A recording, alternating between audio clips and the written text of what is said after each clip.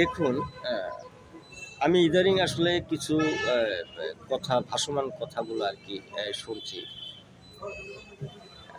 তাদের যে একটি বক্তব্য এবং তারা যেভাবে বক্তব্য দিচ্ছেন, সেটি অ্যা থেকে আমরা এটি মানে ধরে নিতে পারি যে তাদের কথায় কথায় যেটি দেখছি যে তারা একটি বিপ্লবের সম্মুখীন হয়ে গেছে এবং বিপ্লব অতি নিকটে যে কোনো মুহূর্তে তারা বিপ্লব করে ফেলতে পারে।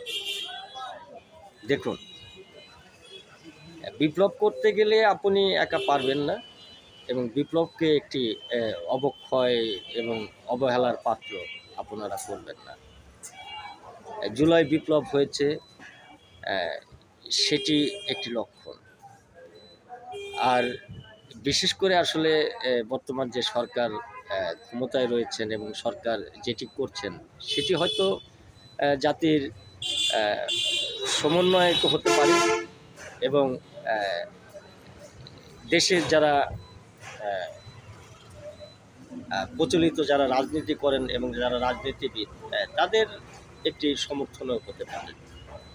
তা আমি সেদিক যাচ্ছি না, তাদের সকল কর্মকাণ্ড নিয়ে কথা বলবো। এ দেশ একটি গণতান্ত্রিক দেশ এবং এই দেশে গণতন্ত্র প্রতিষ্ঠিত হবে, এটাই হচ্ছে মূল লক্ষ্য। এবং সেই গণতন্ত্র প্রতিষ্ঠিত করতে গেলে যেটি করা প্রয়োজন, আমরা সেই জন্য দিক নির্দেশনা দিতে পারি যে গণতান্ত্রিক এই অধিকারটি কেন এখনও হলো না।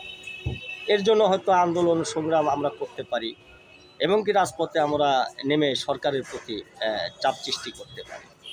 তো সেটি হচ্ছে একটি লক্ষণ।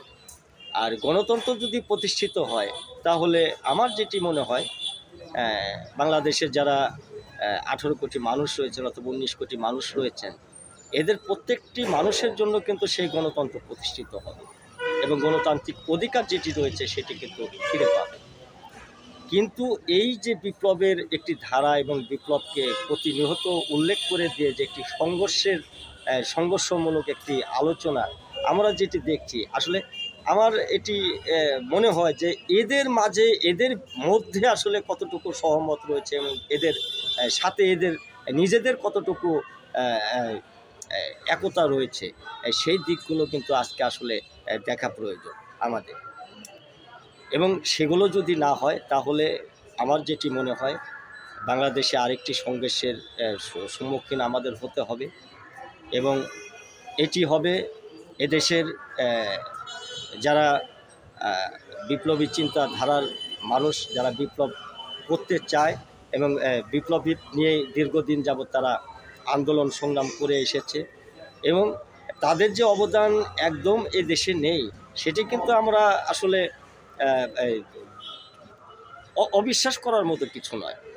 তাদের বিপ্লব ছিল, অনেক জায়গায় বিপ্লব আমরা দেখেছি এবং সেই বিপ্লবের ধারাগুলো আমরা দেখেছি এবং তাদের চেতনায় অনেক মানুষ কিন্তু এখনও রয়েছে, যারা রাজনীতি করছেন, যারা ব্যবসা করছেন, ডাক্তার রয়েছেন, ইঞ্জিনিয়ার রয়েছেন, অনেকেই কিন্তু তাদের মধ্য থেকে কিন্তু আমরা দেখেছি।